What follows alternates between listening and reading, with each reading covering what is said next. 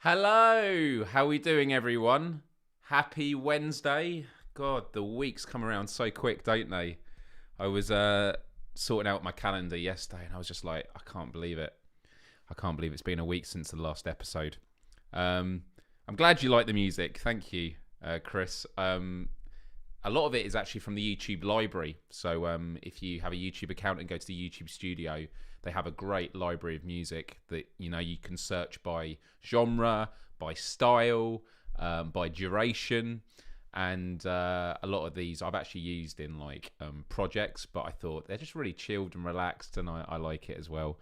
And it also meant that I was able to find really long, melodic, chilled soundscapes for doing guided meditations over.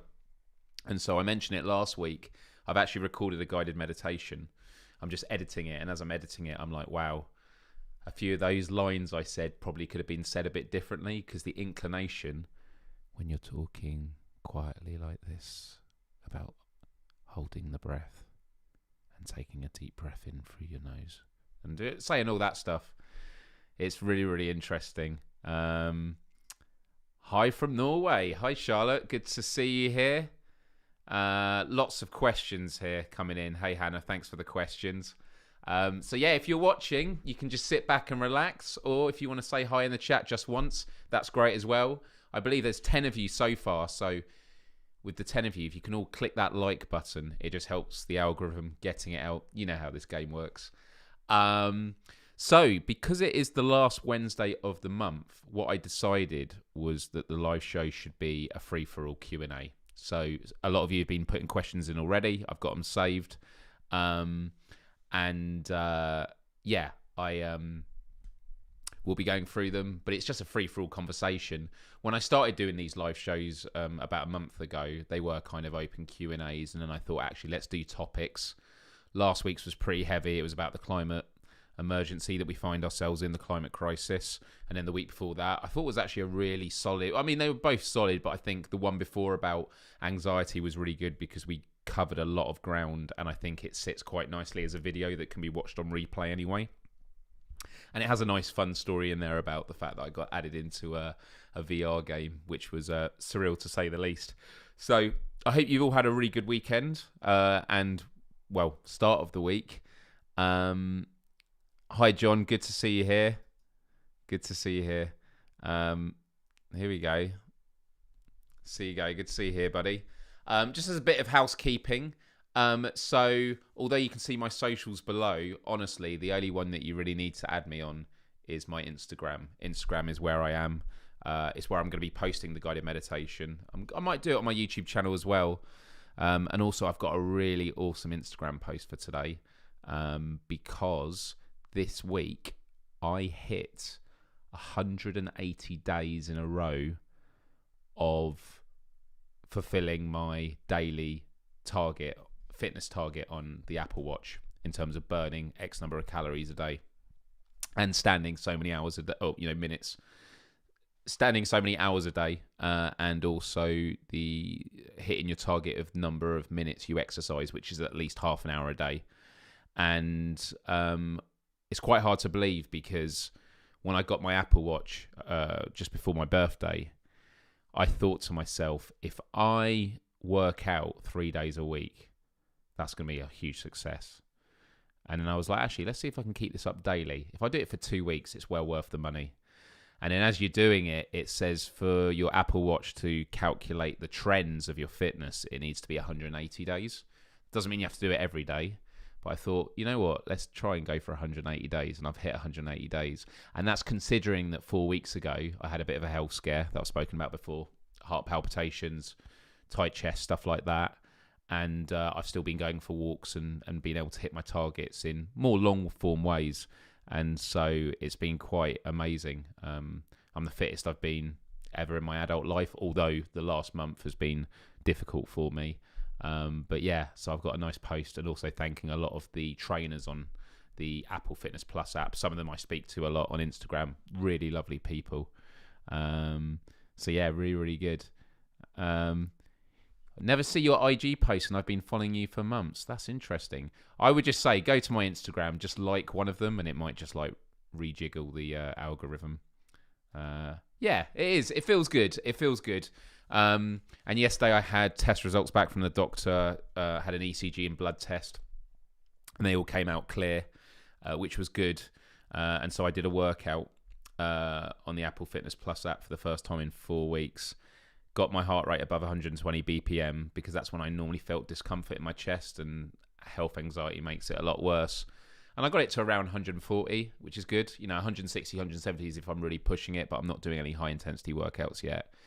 Felt really good. And then last night I didn't sleep well because of discomfort in my chest. And again, today I've not felt great. So I'm probably going to call into the doctor to speak about my test results anyway and see. He suggested maybe me getting a 24-hour ECG.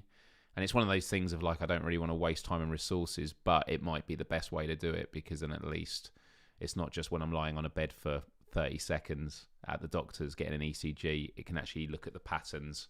And I'll be very methodical. I'll have a diary with me for the 24 hours saying, this is when I went for a walk. This is when I actually did a strenuous workout. This is when I went to bed.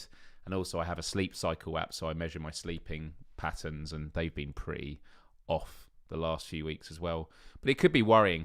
I'm still trying to work it out. I was supposed to eat healthy starting this week, but I ruined it today. This is after losing more than half my weight through an illness. I've started to put the weight back on now. Well, I'm glad you're making a recovery, man. And the thing is about these targets is if you say you ruined it today, you misstep today, and that's fine. Carry on tomorrow. And I know that's easier said than done. What isn't it? 21 days to form a habit, 90 days to form a lifestyle. So yeah, it could be a little setback, but I think because I totally identify with that mentality, and I found in the past, it's the whole like cliche, perfect can be enemy of the good. That you think, oh, I've messed up now, and then even though you're like, I could continue, your brain's now going, yeah, maybe don't need to bother. Because it's kind of how I felt with the Apple Watch. There were some days where I wasn't going to hit my target, and it's like 11:30 at night, and so I quickly put on Beat Saber on virtual reality and burn a few calories. And it's because I know if I missed one day, everything else could come tumbling down. So yeah, right. I'm happy to go to your questions. So questions can be about anything. They can be just about general topics in the world. It might be about me and projects I've been working on, whether it's my podcast show, my band, my YouTube channel, anything in my life or personal experiences. And some of these things we can, look to the internet and do some browsing online together.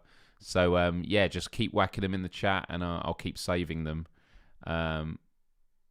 You had the 24-hour tracing. Okay. Interesting. Hopefully it all checked out okay when you did that. Was there an event that prompted all these health concerns, or was it your mental health, the stress? So I thought it was related to the vaccine because I had the AstraZeneca vaccine. First one, no issues whatsoever, didn't feel anything. Second one, I knew I was going to feel something, and for 24 hours I had like flu-like symptoms. And then a few days later, my energy levels fell through the floor. Now, I think in hindsight, that could just be because we've been in lockdown. I haven't been exposed to any colds or illnesses you'd normally get. And so it's every, bit reasonable to assume that your body's reaction of getting an illness or a perceived illness, that's why you have the immune response to a vaccine that's not actually putting the virus in you, just the protein spike jigsaw puzzle piece effectively into your body, that it causes that. And that lasted like maybe 2 weeks, and I was getting brain fog and stuff like that. And then about 3 weeks ago, I just started having like heart palpitations, tightness of chest. I'd be lying in bed and feeling horrible. And then, I live by myself, so you're lying in bed, and when you have these health anxiety issues, you think stupid thoughts like, am I going to die? Is my heart going to give out on me? Things that sound ridiculous now because I'm speaking them out loud, but when they're in your head, they feel so much more real and more in the abstract. And it's kind of what I mentioned a couple of weeks ago with mental health. It's so important that we get our thoughts out of our body, because then we can analyze them a lot more. So yeah, you hurt your hand. I hurt my hand as well. So I was playing Beat Saber earlier and it really hurt. So basically, this week, so I'm a part of a research scheme for the Office of National Statistics, and it's for research on the vaccine. So I've been doing swab tests myself at my doorstep every month, and someone comes and gives me the materials, takes it away. They do COVID tests, and they've now started they need blood samples. So what they do is they come to my house, give me the swab stuff, do that, and then what I have to do is I come into my house. They normally stay at the door or they sit in their car, depending on what the weather is. They obviously can't do it. So they give you this bag, and I come upstairs. I run the sink in my bathroom, hot water, not too hot, and then I submerge my hand in for 2 minutes to get the blood flowing. Take it out, dry it off, and then I sit at this table. I don't do it standing, even though I'm standing right now. Standing is not a good idea when you're drawing blood. And then you use the alcohol wipe on your finger, and you basically press your hand like upside down on the table so it's firmly against it. And you get these lancets. Have you seen these before? Let me see. This is what's good about the screen share. Let's have a look. There we go. I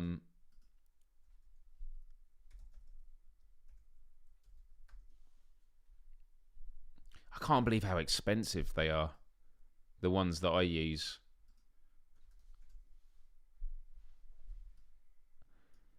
Okay, well, these ones are a bit different. On Amazon. I want to find the one that I used. I saw them the other day. It came up.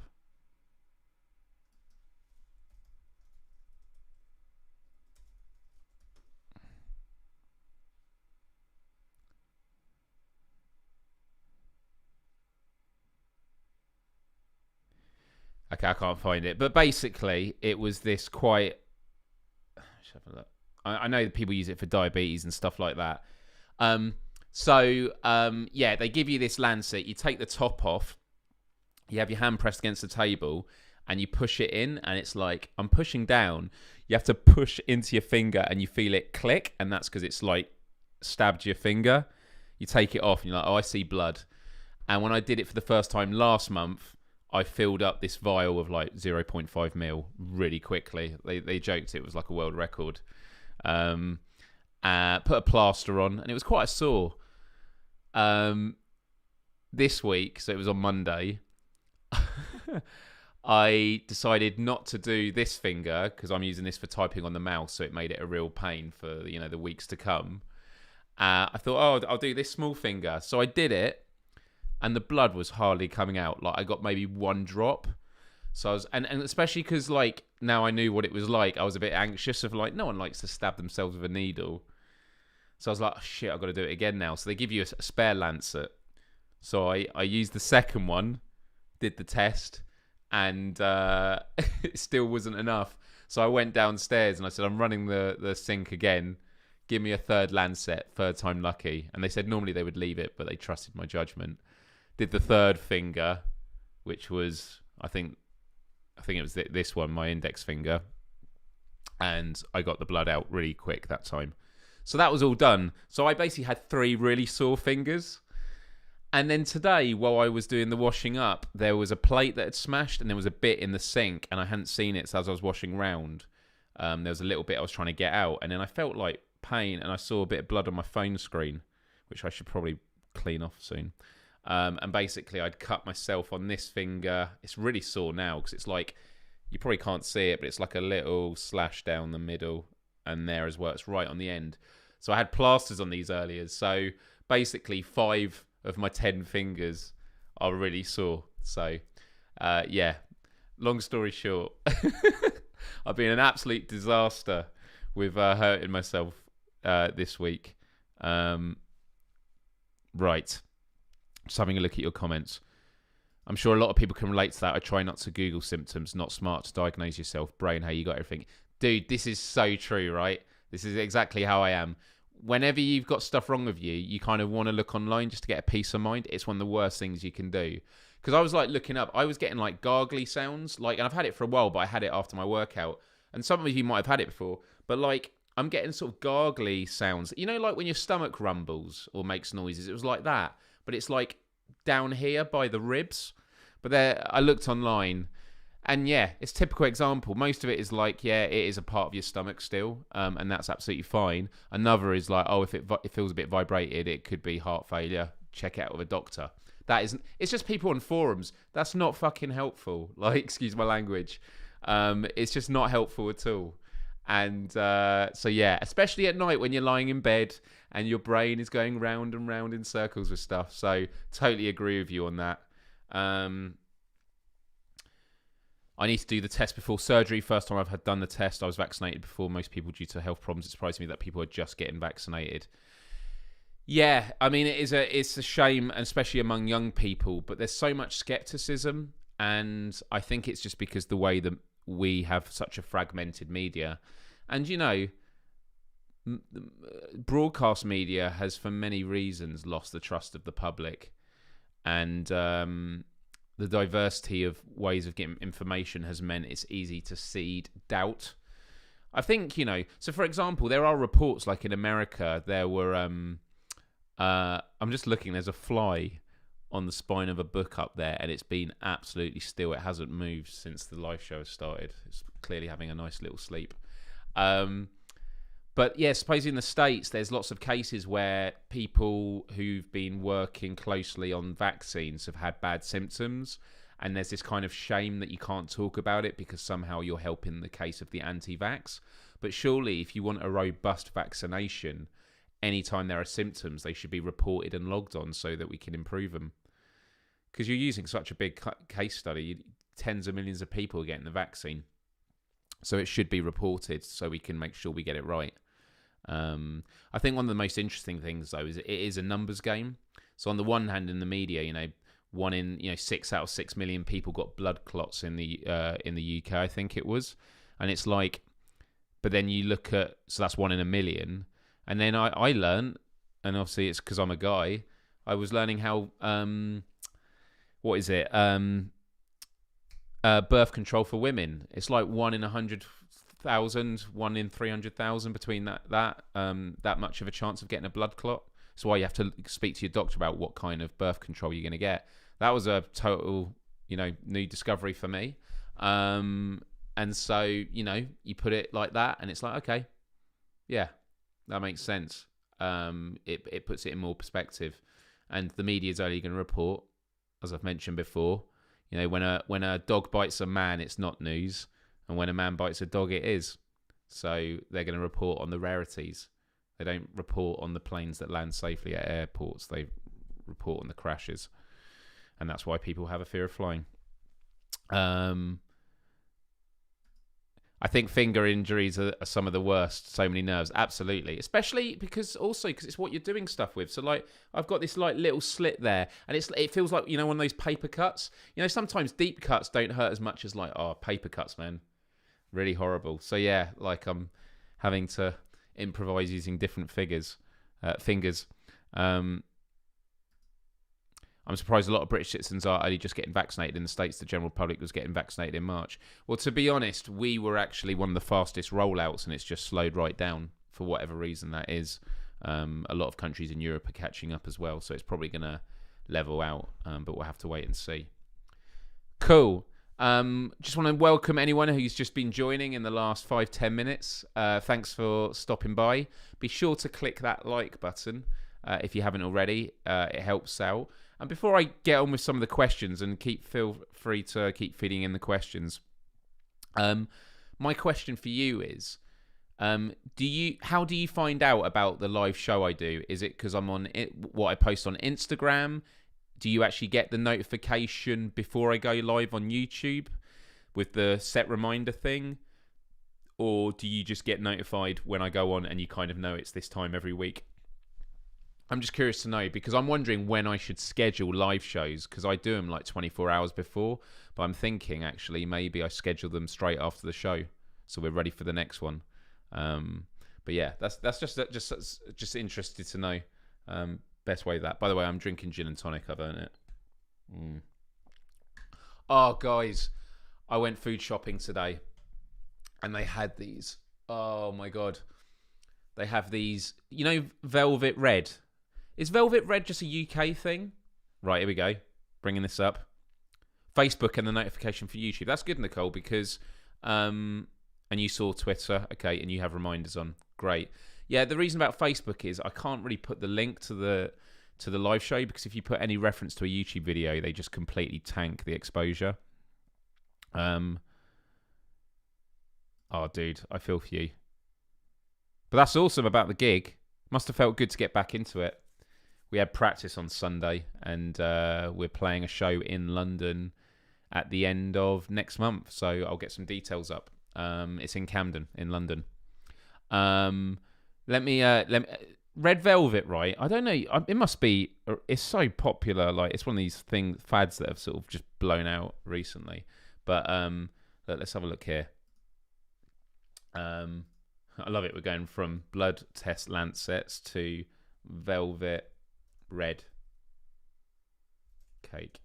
Is it Velvet Red? Red Velvet. Here we go. Red Velvet. Oh man. So Red Velvet. Oh dude, it's so good. It exists in the US. Okay. So what I got today. Oh look, top result, Aldi. This is literally what I got. And someone's actually done a review of it. Oh my god, there's an actual video of them making it. It's only 16 seconds. Here we go. Look at these. So you get 4. Oh, dude. Like, the calories are through the roof. Okay, that's a pretty terrible video, I have to say. Oh, are they the Christmas one? No. The 4-pack. This is it. But I mean, look. If we go down, look at that. So one brownie is 30% of your saturated fats. It's a quarter of your daily sugar amount. Jeez. And a fifth of your daily fats. Oh my god. 240 calories. Woo. Woo. That is pretty steep. They are so good, man. I haven't had one. I was going to have one after my healthy dinner, but I'll have to do it later. Ah, chef's kiss. I love that. Outdoor gig. Dude, outdoor gigs are amazing. Obviously, when the weather's good. And yeah, that's nice. That's really good. That's really good. I usually miss your live because I work during the time you're like 7 hours ahead. Yeah. I have gone for this time just because it seems to be the best time like I can do, really, because it's kind of a bit late in the UK, but it's also going to catch some people during the day as well. Right, let's have a look at some of these questions, and don't forget to hit that like button. We've got 14 watching and only 10 likes. I say only 10 likes. 10 very much appreciated likes. Is it weird that I love carrot cake? I love carrot cake. I remember, like, when I first had it, and I was thinking, what is this sorcery? Does it? Because it doesn't. Does it taste like carrot? Does carrot cake taste like carrot? Does that sound like a stupid question? It's got so much mixed in with it. What does it? Does it have? It doesn't have raisins. What does carrot cake get cooked with? Come on, chefs. Oh man, cream cheese. I'm gonna do the Homer Simpson.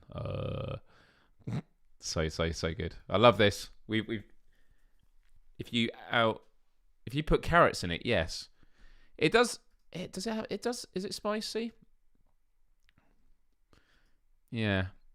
Right, I'm looking at a few of these questions that I've got saved. So, one of them was, does aliens exist? I just lost the thing, but that's all right. Do aliens exist? I'm curious. I want to gauge it within the chat. Do you know how I honestly feel about the whole alien thing? is if we got visited by aliens. Actually, no, let me not even go to the extreme example yet. If we discovered alien life on another planet, I think because there's such a rate of change of discoveries on the Earth at the moment, we'd be like, it'd be amazing, but also we'd be like, yeah, we suspected it. And the more extreme thing I was going to say was if we got visited by aliens, like a massive mothership above Houses of Parliament or the White House, and aliens came out, it would be shocking.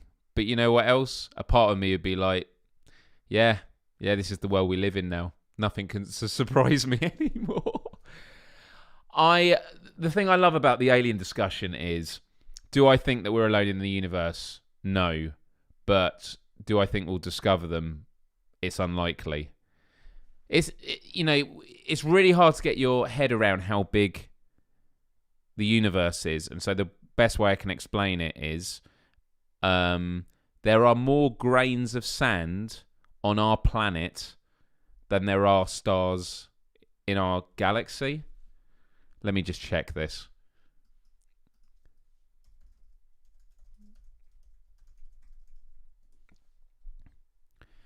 Scientists estimate Earth consists of 7.5 sextillion sand grains. That is 75 followed by 17 zeros.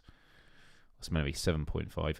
Our universe contains at least 70 septillion stars, 7 followed by 23 zeros. Astronomers estimate there exists roughly 10,000 stars for every grain of sand. So yeah, it's pretty remarkable. Wow. Still talking about cake. I love it. Oh, Hannah, that leads always for the most interesting discussions. For sure.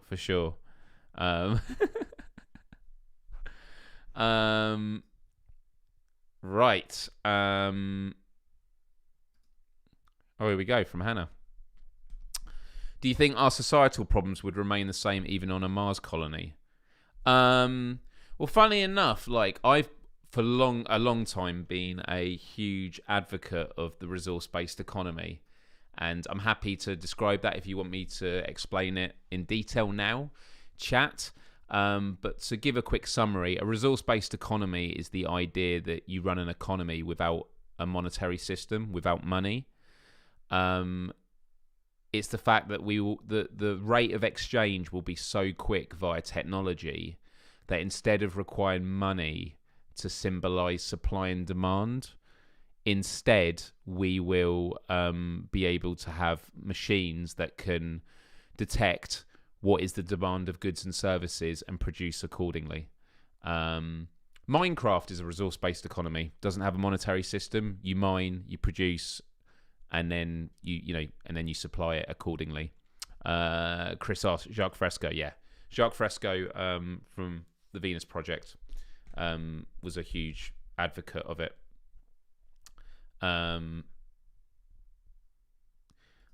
Oh man, I'm more interested in the deep parts of the ocean we haven't explored. We were talking about this a few weeks ago, weren't we? Thalassophobia, all the photos. Man, yeah, I love the ocean, but it terrifies me. Thalassophobia. There's a great BuzzFeed article about it. Here we go.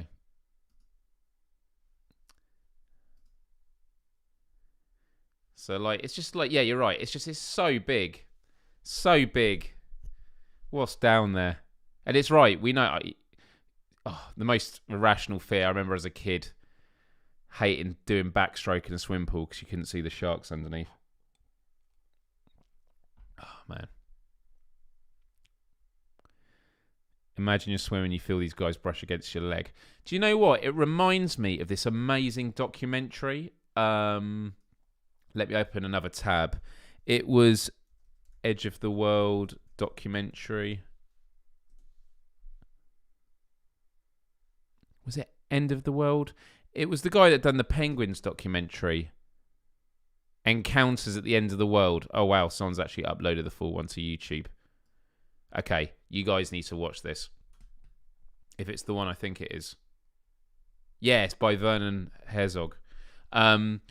So he basically goes to the edge of the world, Antarctica, and instead of doing another documentary on penguins, he does a documentary on what kind of humans live out here in the middle of nowhere.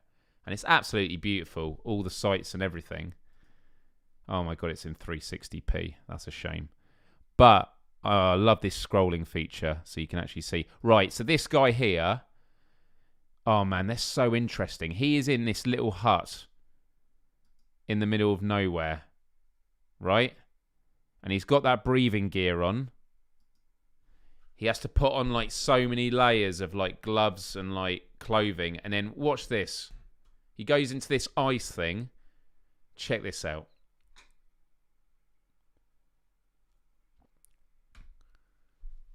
It's like, do you know what's remarkable about it? Well, there's a lot remarkable about this. The one thing I think about is when it does this wide shot of him going under the ice, is you've got to remember there was a cameraman that had to swim into that darkness, turn around and do it. I find it absolutely terrifying. So now he's under the ice.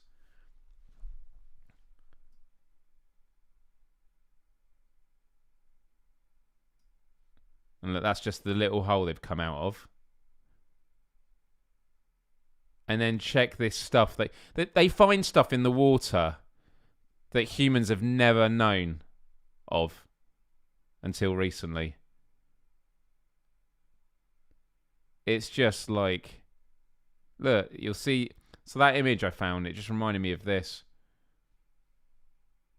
Look at this. Look at this stuff.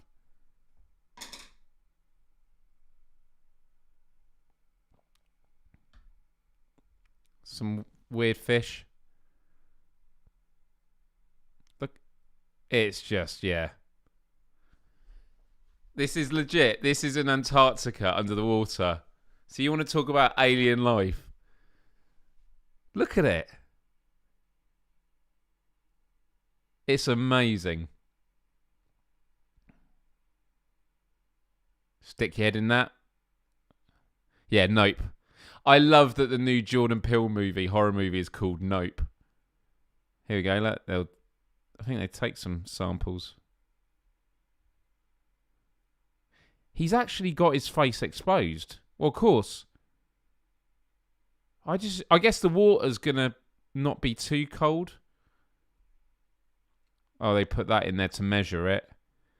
Yeah, look, they suck up some of the little critters. But look at that. And then they come out. Oh, man. Do you know there's a really, really sad part of this documentary as well? Oh, look, is this the... Yeah.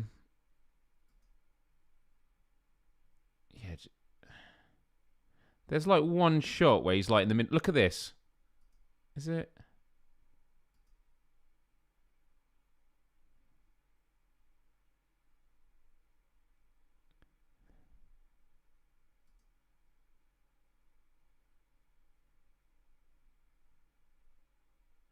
So, right, do you want me to tell you a bit that made me cry on this documentary? I'll find it. Because obviously he'd done stuff on penguins before. Oh, man, all this stuff under here is just crazy. But yeah, it's called Antarctica Encounters at the End of the World. It's on YouTube. Check it out for sure. And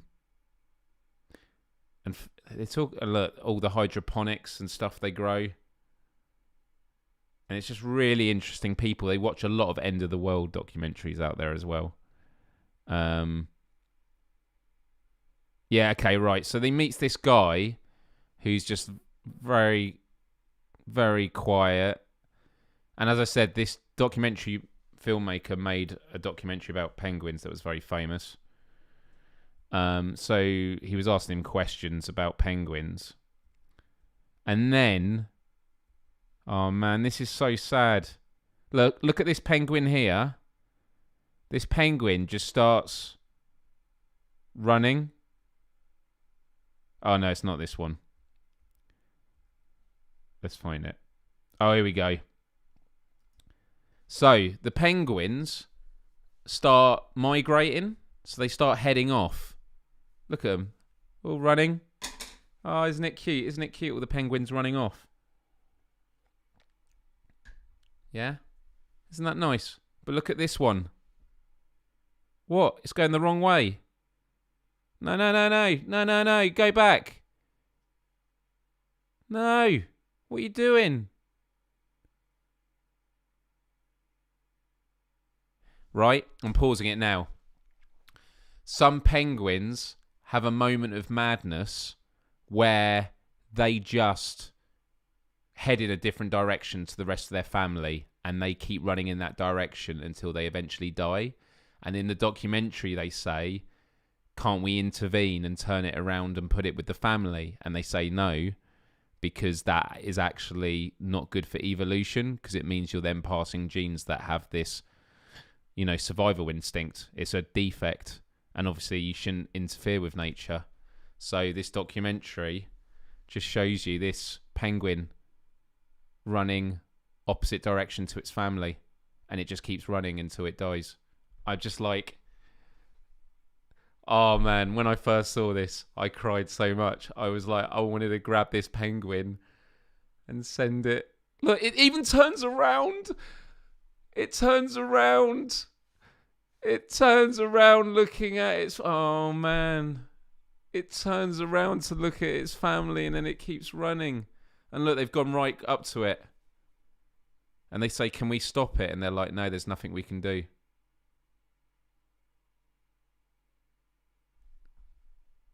Come on. That can't just get me in the feels, right?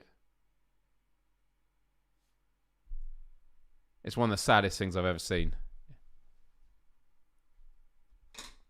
Look at him. He's happy, though. But yeah, he'll just keep going off into the distance. Yeah. Man. Great documentary. Just really, really, really sad. Oh, man. Feeling quite teary-eyed thinking about that. So yeah, one last time. Antarctica encounters at the end of the world. Yeah, Duracell.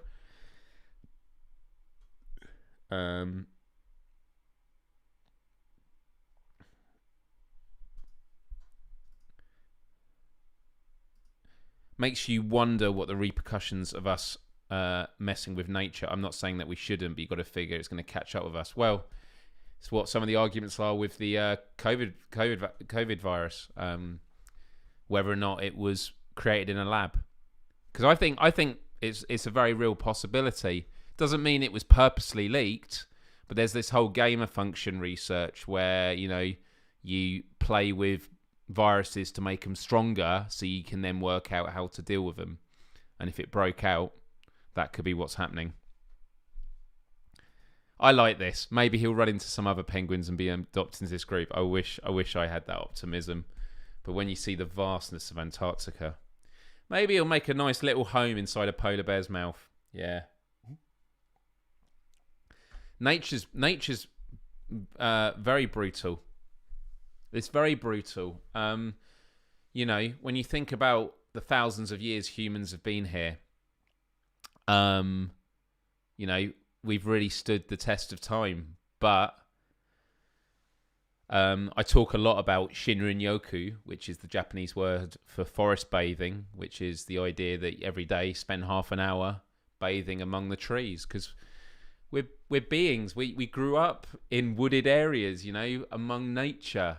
And to have evolved with that, and then look at us now. We're all in this room. There is no nature.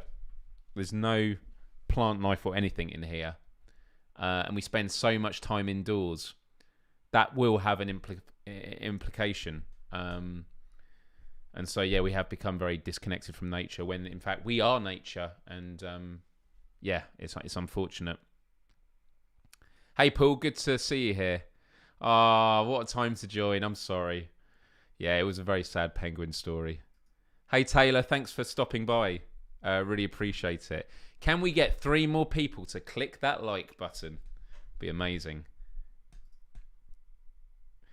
Yeah. Yeah. He went really far. Yeah, he just kept going and going. Oh man. Right. So yeah, for those that have just joined, this is just Q&A. But yeah, this was all talking about back to Hannah's question about do we think societal problems would remain the same on Mars? My point is that if you established a base on Mars, you're not going to create a central bank and start printing money for trading. You will just look at what the resources are and create an ecosystem in which there is a symbiosis. The monetary system is another example where we've become so disconnected from nature, especially when so many wealthy people have made livings just by speculating on the stock market, not adding any intrinsic value or adding any value. There's nothing intrinsically valuable about the work that they do to society. It's how I feel, Yeah, imagine. Yeah, well, this is a great point, and I've spoken about this before. I hit 50,000 subs 8 years ago, so I've actually gone backwards. And I've always spoken about it that, subscribers is always a terrible metric to look at the success of a channel, because subscribers generally go up, but it's quite a depressing thing to say, but you're probably only as your channel's value is only going to be as successful as your last video based on, native click-through and stuff like that. But it's why I do a lot of talks with people, especially when I'm talking in schools. When people talk about, oh, how many subscribers you've got, I've gone, it's not important. 50,000 might sound good, but that's 50,000 people over 15 years. A lot of dead accounts now. Some people that have grown up and don't watch my stuff anymore. I also took a big break because of my health stuff. And so it's actually a question of, what is the value? What do you put value on? And so right now, yeah, if we got 15 people tuned in, this is an engaged conversation. It's really good. And it's about using multiple platforms. And I've always been very grateful that despite not having huge reach in terms of average viewership, I mean, I've done videos with millions of views. I've been there and done that. But I actually take a lot more value in doing videos that reach fewer people, but there's a more in-depth connection and stuff like that. So, yeah. So, like, dude, I totally get it. And I'm not here trumpeting a horn about, the viewership. I've only just started doing this again, and it's going to be a big slog, because as I start making content on this channel, and I try it every year, I lose more subscribers than I gain. And so your brain tells you, stop, you need to do something else, you need to try something else, and it's the wrong thing to do. You need to keep doing it, because yes, you're losing subscribers, but the people you're gaining are the people that have a valued connection with what you're doing now, and that will eventually go, and that will turn it around. Mano, I appreciate that, man, and I know you were just being facetious and that, but I think it's actually a really interesting point, because also when I speak at school, and you ask what young people want to do, a lot of times they go, I want to be a YouTuber, and then I ask them, a YouTuber doing what? And then they get thinking, and I think that's the interesting conversation as well. I remember growing up on YouTube. I was 18 when I started YouTube. I'm 34 now. But you can think of like YouTube as the career, but it's not. It's like, are you a musician? Do you want to do videos on mental health? Are you into gaming and live streaming? And what does that look like on other platforms and in other ways? And so, you've just got to treat it as one thing about, in a grand scheme of things. First Mars problems, I like that. There was this whole Asgardian space nation thing, and I was so optimistic about it, but it started to become just like our society. I don't really care what they're up to now.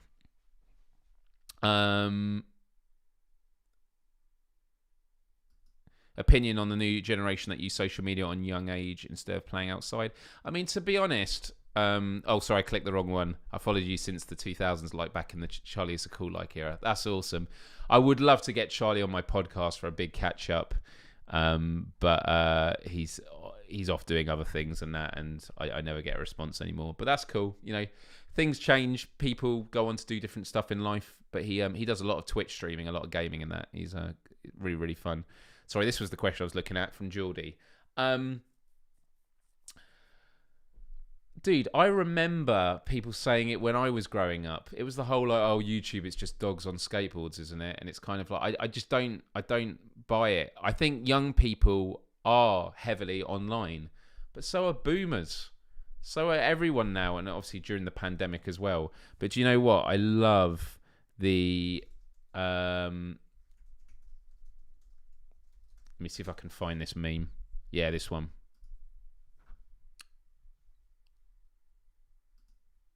I still haven't added a button yet.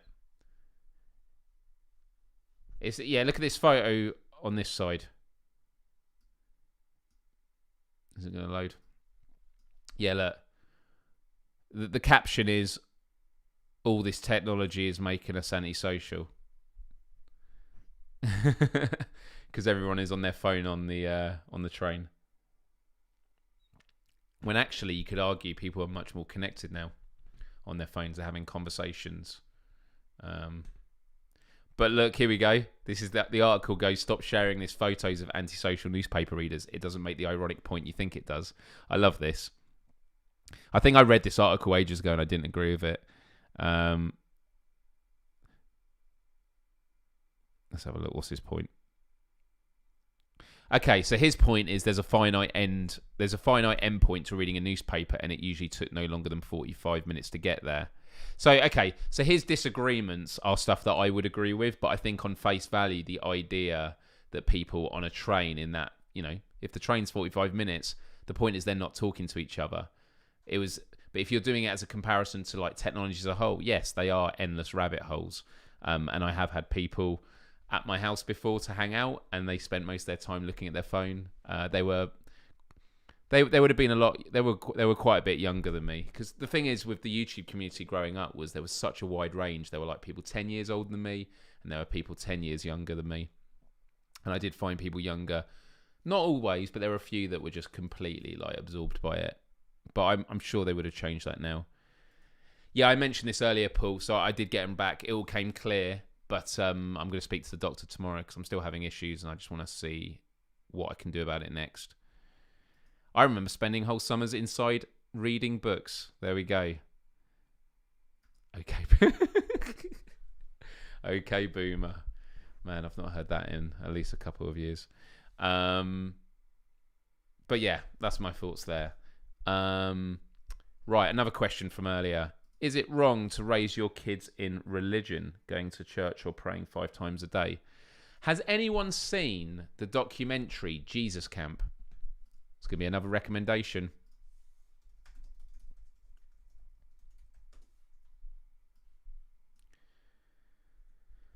Jesus Camp. This is it. 2006. It must be on Netflix now. Yeah, Jesus Camp. So Jesus Camp. Yeah. So it's been said it's beyond wrong. It's indoctrination, right?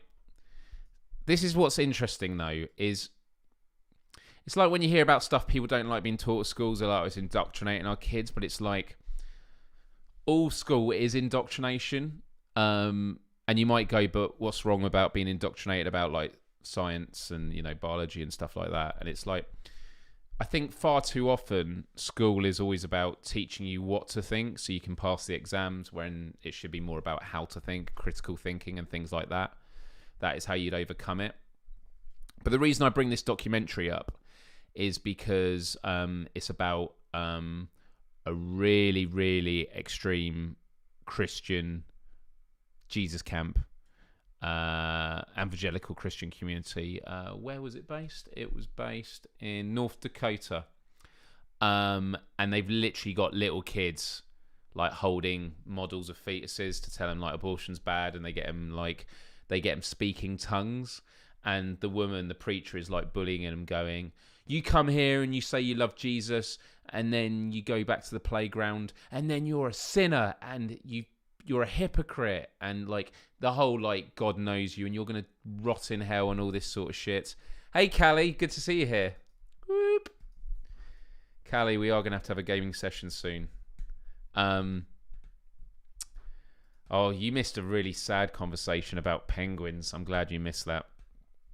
You can't be indoctrinated with math. Well, no, okay, so that will be an example of how to think, not what to think, because you're not taught. I mean, times tables, you are taught specific information, but eventually you're told about the science of math so you can do it. So that's what I mean by it. And yeah, you know it.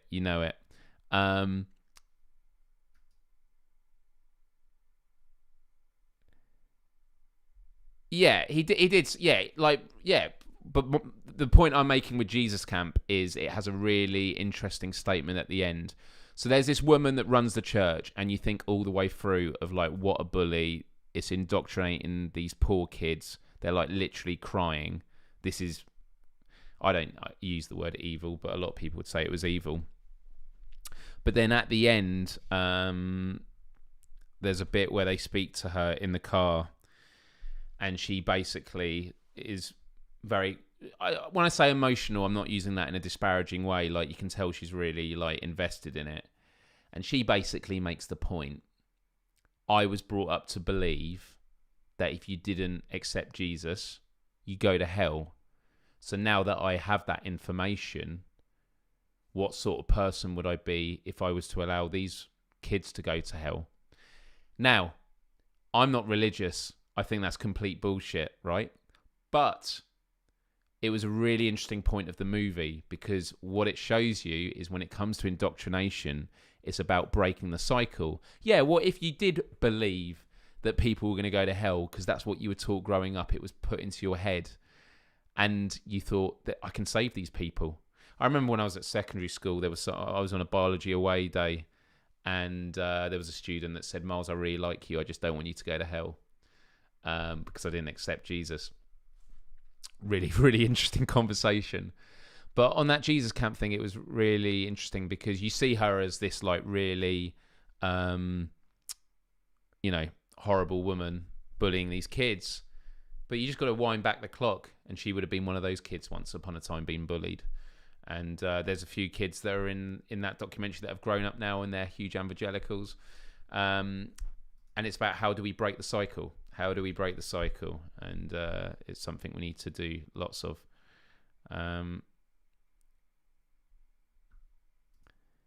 The Math Society at my uni is very cliquey, though, so they certainly behave like Christians there. Man. Have any of you seen Jesus Camp? Again, it's a documentary I'd highly recommend. It's very, very disturbing. It is, when it comes to religion, though, like, I went through a stage of just loving watching atheist videos like Christopher Hitchens and Sam Harris just absolutely bulldozing theocrats in debates. I think it's great. But I do rely on myself as being more of a spiritual person than an atheist, which is, I'm enjoying the ride. I mean, living on this planet is a very spiritual process. I am looking out on a world, and I exist for some reason in this moment with you lot, and we're having this conversation right now. And people have made the calculations of like, what is the chance of us existing individually? And it is beyond a miracle. That's not to say there's divine intervention, but there's really interesting conversations to be had, like simulation theory. I find absolutely fascinating. You know, if we're going to get to a point where we're able in virtual reality to create worlds that are indistinguishable from our own, then how do we know we've not created a simulation already? Or that we are in one. So, yeah. So amazing atheist types on YouTube in those days were so anti-Semitic. I'm sure there's a lot of toxicity that comes with it, for sure.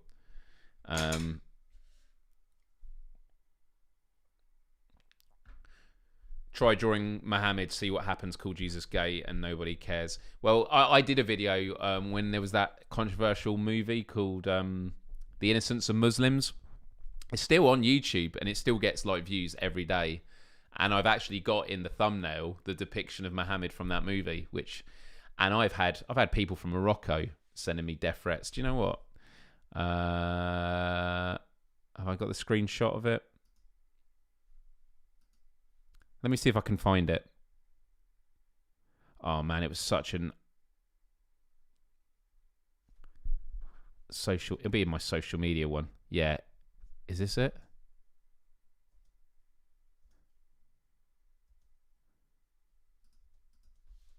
I think this is it.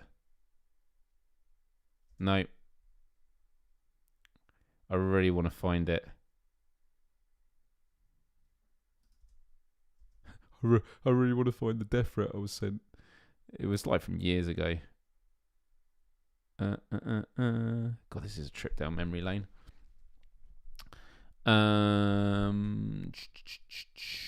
Maybe it wasn't put in this section.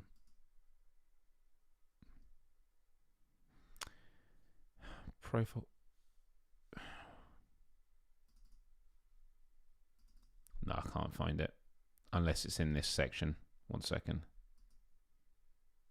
Don't resurface it. No. It's just, I find it really interesting.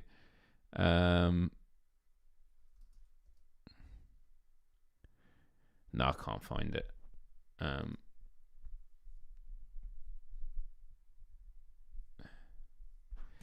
Let's read some of these comments.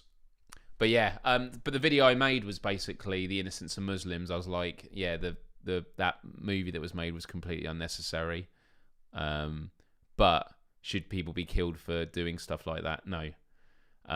But my take on it, I'd have to watch the video again because it might be dated in the sense that I don't subscribe to the exact analysis I gave back then. And that's the problem with the internet, is when you make social commentaries on stuff, you know, it's a moment in time and your opinions can change and evolve. And but the point I made at the time was that when you've got a lot of the Muslim world having foreign intervention, whether it's direct, you know, war being waged upon their countries or it's propped up dictators from the West, when you give much of the Muslim world a voice online, is it any wonder they're going to be really pissed off? So I kind of I didn't excuse it, but I just said it's something I would put into consideration. I'd consider myself agnostic. Was raised in Christian school. Was baptized. I was baptized, and I wasn't in a Christian family, but I did go to a Church of England school. So in primary school, we had to sing the hymns. And if we didn't sing, they stopped the music, got you in front of the entire school, and made you sing on your own.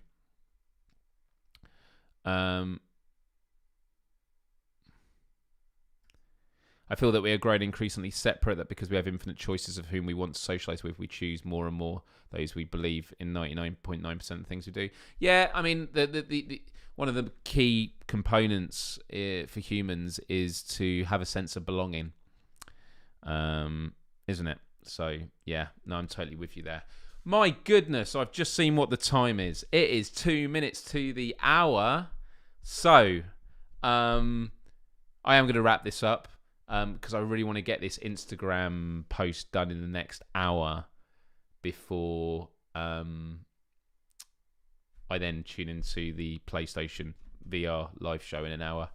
But something I will say actually is with my podcast show, I've got a load of guests that have got back to me, and I was supposed to get it done today, but because of my health stuff, I've had to sort of knock everything back a few days. So tomorrow, I'm going to be getting stuff nailed in the diary. But one of them, I don't think I can. 1 second.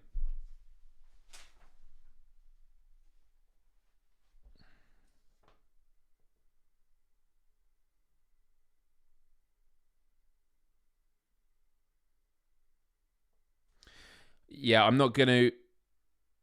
Oh, okay, it's out of embargo. 27th of May. That's fine. Yeah, I got this book sent to me. You Belong Here. It's called Belonging, The Ancient Code of Togetherness by Owen Eastwood. He is a performance coach for sports teams. He actually worked with Gareth Southgate for England's Euro 2020 team. He's worked with England Rugby, NATO, Royal Ballet School, UK Sport, British Olympic Association, and the South African cricket team. He's now working on the England World Cup team, and he is interested in how do you bring a sense of togetherness and empathy into a sports team, which is amazing. So we are looking.